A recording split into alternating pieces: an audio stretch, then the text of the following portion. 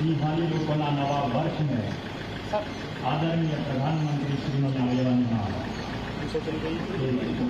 દર્શન માટે arts ફેકલ્ટીના archaeology જે વિભાગ છે ત્યાંથી ભગવાન બુદ્ધના જે અવશેષો છે તેને ખુદ ગુજરાતના જે મુખ્યમંત્રી છે ભૂપેન્દ્રભાઈ પટેલ, MS યુનિવર્સિટીના ચાન્સેલર અને વડોદરાના રાજમાતા શુભાંગીની દેવી ગાયકવાડ, વાઇસ ચાન્સેલર, રજિસ્ટ્રાર અને તમામ મહાનુભાવોની ઉપસ્થિતિમાં હવે જે આ અવશેષો છે તેને બુદ્ધિસ્ટ સંતોના મંત્રજાપ અને પૂજા અર્ચના બાદ હવે ખુદ મુખ્યમંત્રીના વાહનમાં આ અવશેષોને એરપોર્ટ ખાતે લઈ જવામાં આવી રહ્યા છે. અત્યારે મુખ્યમંત્રીના વાહનમાં અવશેષો મૂકવામાં આવ્યા છે. જે રીતના વાત કરવામાં આવે તો આર્કિયોલોજી ડિપાર્ટમેન્ટમાં વર્ષ 1960થી 1963 દરમિયાન આ અવશેષો જે છે તે શામળાજીથી 50 કિલોમીટર દૂર અને ગુજરાતના જગપ્રસિદ્ધ બૌદ્ધ સ્થળ દેવની મોરી સ્તૂપના ઉત્ખનન દરમિયાન મળી આવ્યા હતા. અને આ સ્તૂપના પાયાથી 24 ફૂટની ઊંચાઈથી ગ્રીન સિસ્ટ એટલે કે લીલા પથ્થરમાંથી બનેલી એક કલાત્મક અવશેષ મંજૂસા મળી આવી હતી. આ પથ્થરની મંજૂસા પર બ્રાહ્મી લિપિ અને સંસ્કૃત ભાષામાં 10 બલ શારીરિક નિલય અંકિત કરવામાં આવ્યું છે, ને જેનો અર્થ ભગવાન બુદ્ધના શારીરિક અવશેષોનું નિવાસ સ્થાન એવો થાય છે. આ મંજૂસા 3 ભાગમાં વહેંચાયેલી છે, જેમાં મુખ્ય ભાગ પાયો 6.8 ઇંચ અને ઊંચાઈ 2.9 ઇંચ છે, સાથે ઢાંકણ 6.7 ઇંચ વ્યાસ અને 1.05 ઇંચની જાડાઈ છે, સાથે નોબ ગોળાકાર ટોચ ધરાવતો આ 1.1 ઇંચ વ્યાસનો ભાગ આવેલો છે. આપ જોઈ શકો છો કઈ રીતના મુખ્યમંત્રીના વાહનમાં આ જે બુદ્ધ ભગવાનના અવશેષો છે તેને અહીંયાથી લઈ જવામાં આવી રહ્યા છે.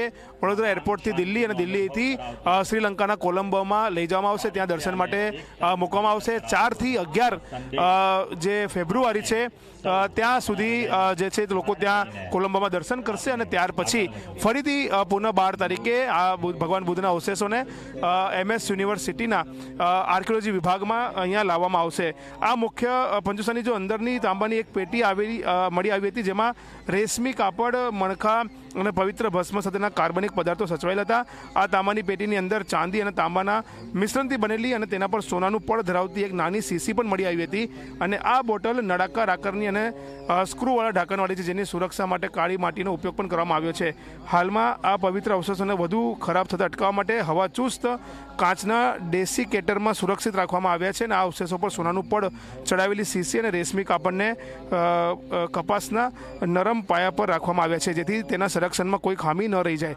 વર્ષ 1963થી આજ દિન સુધી આજે પણ આ અવશેષો વડોદરાની વિશ્વવિખ્યાત મહારાજા સયાજી યુનિવર્સિટીમાં સંગ્રહ કરાયેલ છે અને તેને હવે અહીંયાથી લઈ જવામાં આવી છે. આપ જોઈ શકો છો કઈ રીતના દ્રશ્યમાં તમે જોઈ રહ્યા છો કે ખુદ યુનિવર્સિટીના જે વાઇસ ચાન્સેલર રાજમાતા તેઓ મુખ્યમંત્રીને અભિવાદન કરી રહ્યા છે, તેમના આભાર માની રહ્યા છે, કારણ કે તેઓ ખુદ પોતાનો સમય કાઢીને અહીંયા પહોંચ્યા છે. અને તેમને જે રીતના અહીંયા આવીને સૌપ્રથમ તેમને ગાર્ડ ઓફ ઓનર આપવામાં આવ્યું અને ત્યાર પછી હવે મુખ્યમંત્રી અહીંથી નીકળી રહ્યા છે. ને જે રીતના તમે જે જોઈ રહ્યા છો કે કઈ રીતના મુખ્યમંત્રી ભૂપેન્દ્રભાઈ પટેલ અને તમામ ધારાસભ્યો, તમામ લોકો ભેગા થઈને અહીંયાથી તેઓ અહીંયાથી નીકળ્યા છે અને ભગવાન બુદ્ધના જે અવશેષો છે તેને અહીંયાથી લઈ જવામાં આવી રહ્યા છે.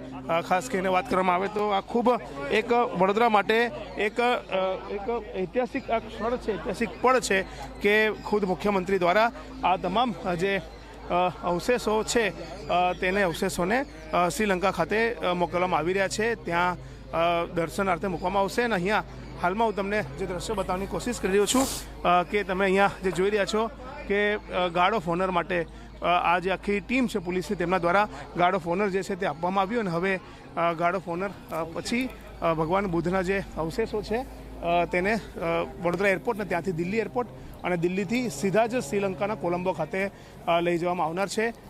મુખ્યમંત્રીને આજે તમે બૌદ્ધ સાધુ સંતો જે જોઈ રહ્યા છો તેમના દ્વારા મંત્રોજાપ સાથે પૂજા અર્ચના કરવામાં આવી. અને પૂજા અર્ચના કરાયા બાદ સીધા જ જે તમામ અવશેષો છે તેને અહીંથી મોકલવામાં જે છે તે આવ્યા હતા. સાથે હું તમને બતાવવાની કોશિશ કરીશ કે અલગ અલગ જે વિદ્યાર્થીઓ છે, વિદેશી વિદ્યાર્થીઓ જેઓ ખાસ કરીને અલગ અલગ દેશના, ભારતના આ તમામ સ્ટુડન્ટ્સ દ્વારા આ કાર્યક્રમને અહીંયા મુખ્યમંત્રીનું સ્વાગત કરવામાં આવ્યું, તેમને અભિવાદન કર્યું. કારણ કે આજે પર્વ છે તે એટલા માટે યુનિવર્સિટી અને સમગ્ર ભારત માટે ગૌરવનું પણ છે કે ભગવાન બુદ્ધના જે અવશેષો છે તે અવશેષો ભારતમાં છે અને તે પણ MS યુનિવર્સિટી દ્વારા તેને પ્રિઝર્વ કરી રાખ્યા છે, સંગ્રહ કરી રાખ્યા છે.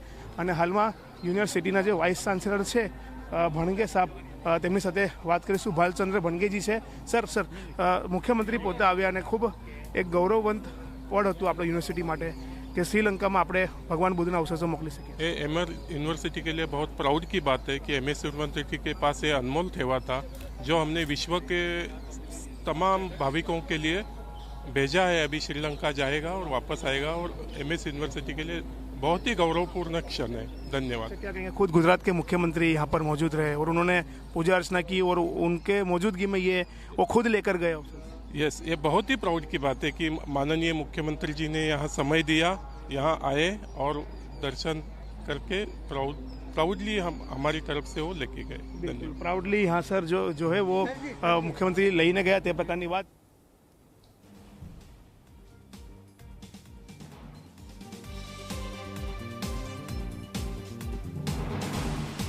और बुद्ध के अनुयायी पूरे भारत में जैसे कि बुद्ध का तो एक स्थिति निर्मित थी एक जगह पे, लेकिन उनके अनुयायी हर जगह पे उनका प्रचार प्रसार कर रहे थे. तो उनकी अस्थियां जहाँ जहाँ स्तूपा के नीचे उन्होंने रखी थी. ये जब मिला तो स्तूपा के नीचे से मिट्टी में ऐसे मिला हुआ है. तो ये हम लोगों ने प्रिजर्व करके रखा था और काफ़ी समय से हम लोगों ने इसको बहुत खजाने की तरह छुपा के रखा था. और ये हमें गौरव भी है कि जो ऐसी पुण्यात्मा के अवशेष को हम भारत की धरती से विदेश की धरती तक पहुंचा रहे हैं, क्योंकि पूरे भारत और विदेशों से भी लगातार हमारे पास आ रहे थे कि आप हमारे भी दर्शन के लिए इसको मतलब हमें मुहैया करवाइए. तो ये फाइनली ये दिवस आया. हमारे लिए एक गर्व का दिन है कि जिनके पास ये नहीं है, उन लोग एटलीस्ट बौद्ध धर्म के लोग जो हैं वो जो देख नहीं पा रहे, वो दूर से इतने दूर तक आ नहीं पा रहे, उनके पास जब जाता है तो उनका जो धर्म है उनको अच्छा लगता है. आप सोचिए अगर हमारे जो धर्म के कोई कुछ इधर हमारे पास है तो हमको अच्छा लगे, उसी तरह से उनके पास अगर भगवान चल के जा रहे हैं तो उनका कितना उत्साह बढ़ा रहेगा. और वो उनका नया वर्ष है, कल का दिन उनका नया वर्ष है, तो इसलिए कल ही उसका स्थापित होने वाला है. વિરાસત પણ અને વિકાસ પણ. પ્રધાનમંત્રી નરેન્દ્ર મોદીના આમંત્રણને સાર્થક કરતા જ ગુજરાતના દેવની મોરીના પવિત્ર બૌદ્ધ અવશેષો શ્રીલંકા મોકલી રહી છે રાજ્ય સરકાર. જી હા, બે દેશો વચ્ચે ઐતિહાસિક અને સાંસ્કૃતિક જોડાણને વધુ મજબૂત બનાવવા માટે વડોદરાની મહારાજા સયાજીરાવ યુનિવર્સિટીમાં એક ખાસ કાર્યક્રમનું આયોજન થયું.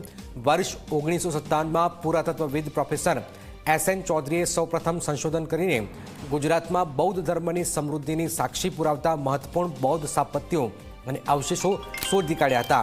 આ અવશેષો અરવલ્લી જિલ્લામાં શામળાજી નજીક આવેલા દેવની મોરી પુરાતત્વીય સ્થળ પરથી મળ્યા હતા. આ અવશેષોને સોનાનો ઢોળ ચડાવેલી તાંબાની બોટલ અને રેશમી વસ્ત્ર સાથે સુરક્ષિત કરાયા હતા. આર્ટ્સ ફેકલ્ટીના પુરાતત્વ વિભાગમાં સાચવવામાં આવેલા આ અવશેષો સાથેના પ્રતિનિધિ મંડળને આજે ગુજરાતના મુખ્યમંત્રી ભૂપેન્દ્ર પટેલ શ્રીલંકા માટે પ્રસ્થાન કરાવશે. આ પ્રતિનિધિ મંડળમાં ગુજરાતના રાજ્યપાલ આચાર્ય દેવવ્રતજી, નાયબ મુખ્યમંત્રી હર્ષ સંઘવી પણ સામેલ છે. તેમની સાથે બૌદ્ધ સાધુ સંતો પણ જોડાશે. શ્રીલંકાના ગગારામય મંદિર ખાતે 4 ફેબ્રુઆરીથી 11મી ફેબ્રુઆરી સુધી ભગવાન બુદ્ધના પવિત્ર દેવની મોરીના અવશેષોનું પ્રદર્શન છે. આ આયોજન દર્શાવે છે કે PM મોદીના નેતૃત્વમાં ભારત વૈશ્વિક સ્તરે બૌદ્ધ વારસાના જવાબદાર સંરક્ષક તરીકે ઉભરી આવ્યું છે. દેવની મોરી ખાતેથી મળી આવેલા ભગવાન બુદ્ધના અવશેષો ખૂબ જ પવિત્ર હોવાથી ભારતીય વાયુસેનાની વિશેષ વિમાનથી શ્રીલંકા મોકલવામાં આવી રહ્યા છે. આ નિર્ણયથી ભારત અને શ્રીલંકાના આધ્યાત્મિક સંબંધોને નવી ઊંચાઈએ લઈ જવામાં મોદી સરકારની સાંસ્કૃતિક રાજદ્વારી નીતિ વધુ મજબૂત બનશે અને ભારતની વસુદેવ કુટુંબકની ભાવના પણ ચરિતાર્થ થશે. શ્રીલંકામાં 4 થી 11મી ફેબ્રુઆરી સુધી આ પ્રદર્શન છે. કોલંબોના ગંગારામાય મંદિરમાં પ્રદર્શન છે. રાજ્યપાલ, નાયબ મુખ્યમંત્રી શ્રીલંકા જશે. કોલંબોમાં આ પ્રદર્શન છે.